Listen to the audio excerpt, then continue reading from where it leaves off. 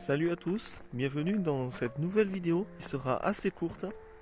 Comme ça, elle me prendra pas beaucoup de temps à faire et à monter sur cette petite maison qui se situe pas très loin de chez moi. Et on va commencer directement par cette porte. De mes souvenirs, il me semble que c'est juste un débarras. Voilà, c'est juste un débarras. Et là, on va aller dans ce qui était la maison, ou plutôt la maisonnette, parce qu'elle était vraiment petite. Le seul souci, c'est qu'il y a plein de ronces partout dans l'escalier. Donc moi, je passe par ce côté et je reprends quand j'y suis, parce que là, ça va être galère. Ok, je suis en haut de l'escalier, donc on va rentrer.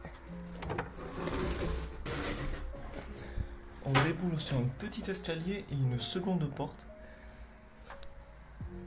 Alors, il y a énormément de toiles d'araignée. Je referme pour être un peu discret. Et voilà, on se retrouve dans ce qui était le salon salle à manger. Et je me prends plein de toiles d'araignée dans la gueule. Je vais utiliser ce balai. Ça ne se voit pas à la caméra. Mais vraiment, entièrement, toute la pièce est remplie que de ça. C'est un véritable enfer. Et c'est pour ça que je l'ai appelée la maisonnette de toiles d'araignée. Parce que vraiment, j'ai jamais vu une maison autant remplie. Donc ici, c'était la salle de bain. Avec les WC. On voit qu'il fait, allez, 9 degrés. On est en plein hiver, donc normal, j'ai envie de dire. Oui, vous me voyez agiter le balai comme un gros débile, mais c'est normal. Je suis obligé parce que sinon je me prends tout dans la gueule et c'est juste insupportable. Et là, on se retrouve dans la chambre. Alors, j'ai toujours connu cette maison comme ça, comme si elle avait été squattée pendant un moment. C'est bizarre qu'ils aient laissé des draps juste comme ça. Donc je pense qu'elle a dû être squattée pendant un petit moment, avec une grosse armoire. Et voilà, on a déjà fini le room tour. Je vous avais bien dit que c'était très court. Il reste encore le micro-ondes, le frigo et le four. Avec juste une spatule, parce que pourquoi pas.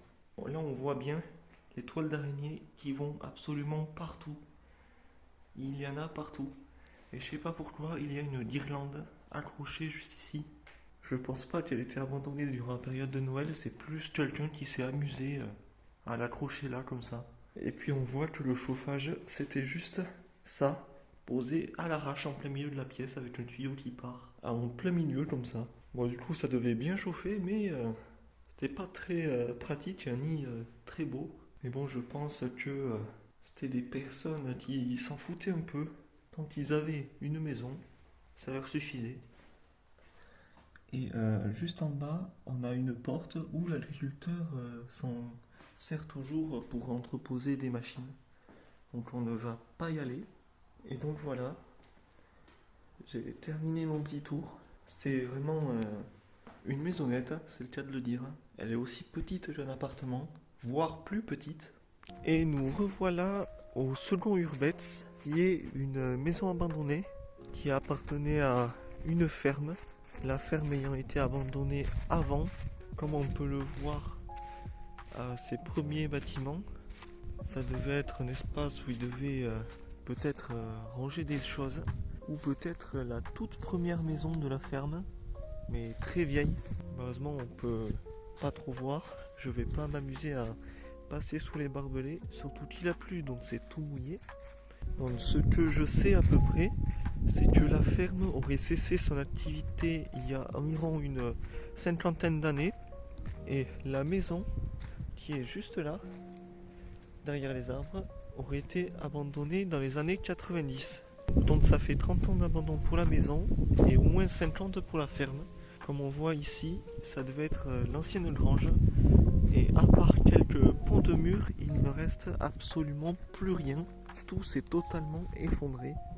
Donc maintenant, on va aller vers la maison. Donc l'entrée est là, mais on va d'abord aller voir ce qu'il y a en bas. Je viens de me prendre une orange dans la gueule, c'est génial. Donc en dessous, il y avait une sorte de petit hangar. Il y a du bois empilé. Là, c'est une toute petite pièce. Là, encore du bois empilé. Et il y en a aussi à l'intérieur de la maison. Je ne sais pas pourquoi il y avait autant de petits bois comme ça, empilés partout. Est-ce qu'ils l'entreposaient là avant de s'en servir et qu'au final ils ont oublié ou il y a eu un autre événement qui les a empêchés? Là, c'est juste une petite cave sans grand intérêt. Et là, c'est l'ancienne étable qu'il y avait dans le temps. Il y a encore les sortes de colliers de décoration, je ne sais trop quoi, qu'ils mettaient sans doute aux vaches. Quoique c'est bizarre, fait comme ça, on dirait quelque chose pour les chevaux. Donc est-ce qu'il y avait peut-être des chevaux à un moment? Je ne sais pas. Si des gens s'y connaissent, je veux bien la réponse. Donc maintenant, on va remonter à l'étage. Donc il y avait une première petit portillon et la porte derrière. Bon, je l'ouvre mais il se referme derrière moi. Donc nous voilà dans la pièce principale de cette maison. Donc je l'ai appelée la maison blanche, tout simplement parce que premièrement il y avait des cailloux blancs, mais surtout parce que toutes les pierres à l'intérieur ont été peintes en blanche. Et c'est un truc que j'avais encore jamais vu, donc je pense que le nom de maison blanche lui ira bien. Ici il reste juste une photo de chaton. On voit que il y avait quand même un compteur pas si vieux que ça, je pense. Enfin, quoique, il a quand même l'air d'avoir minimum 30 ans, vu que ça fait 30 ans qu'elle est abandonnée. On a un petit truc en hauteur où il rangeait des choses. Le problème, c'est que si t'es trop grand, tu te le prends dans la tête. On a une grosse cheminée avec un petit rideau, comme ça se fait beaucoup dans les vieilles maisons. Là, je fais gaffe parce qu'il y a des infiltrations. On a un paquet de Nesquik. Si jamais quelqu'un réussit à retrouver la date de fabrication grâce à cette étiquette.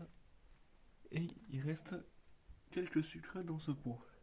Sinon, la maison a été quasi totalement vidée.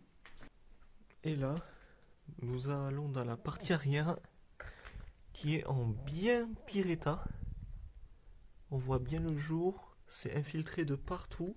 Le sol est complètement pourri. J'aime bien l'ambiance, mais c'est vrai que c'est pas mal dangereux. Et par exemple, on le voit ici, cette partie a été construite après. Ce qui fait que le toit principal est plus haut là-haut. Et ça, c'est une sorte de toit secondaire. Et apparemment, le toit secondaire n'a pas eu de travaux de rénovation, alors que le toit principal, si, parce qu'il est en bien meilleur état. Et là, nous passons dans ce que je pense qui était soit un petit salon, soit une chambre. Il reste juste un poster. Et surtout, sur cette table creuse, je sais pas trop ce que c'est. On voit que là, il y a un morceau posé là, donc je pense que c'était juste une table, mais en deux morceaux. Il y a ce journal avec la date du 31 octobre au 1er novembre 1990, qui coûtait 3 francs 80. Donc oui, les petits malins, vous avez vu d'où venait le journal, mais c'est pas grave, parce que pour trouver cette maison, faut vraiment y aller, elle est bien isolée toute seule. Et là, on repasse sur la partie arrière, où c'est complètement pourri aussi, mais ils ont mis des bâches, comme s'ils voulaient protéger le sol, sauf que je pense que ça n'a pas trop servi, à moins que c'était le sol d'origine, à moins que c'était sur ça qu'il marchait à l'époque, ce qui est possible aussi. Donc c'était peut-être une chambre là aussi. Par contre, il faut toujours faire attention, il y a une infiltration ici, on voit qu'il y a des trous là-bas, on voit même que l'encadrement de la porte n'est même pas droit. Je pense que dans 10 ans, je ne pourrai même plus me déplacer dans cette maison. Et donc là, nous avons cet escalier. On va le prendre. Et ça nous mène juste au grenier, qui est juste un grenier banal. Mais chose intéressante, il y avait l'isolation. On voit encore qu'elle y est tout en haut. Mais sur les côtés, elle a été totalement déchirée de partout. Alors, est-ce que c'est à cause de l'humidité que la laine de verre est tombée? Ou c'est quelqu'un qui s'est amusé à tout arracher?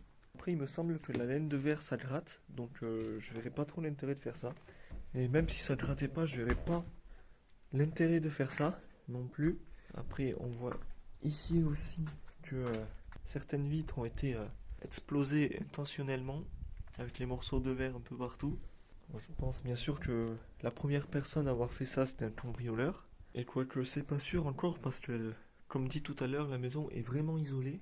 Oh, j'avais même pas remarqué, il y a un petit rangement au-dessus de la porte, avec un petit truc en bois. Et sinon, voilà, la visite se termine ici. Pour les petites maisons comme ça, je pense que c'est mieux d'en faire deux pour une seule vidéo que de faire plusieurs petites vidéos. On n'est pas là pour faire de la quantité, mais essayer de faire un peu plus de qualité, on va dire. On voit que le meuble il tire la gueule, il va pas tarder à tomber à l'étage d'en dessous. Donc je vais pas rester trop longtemps ici.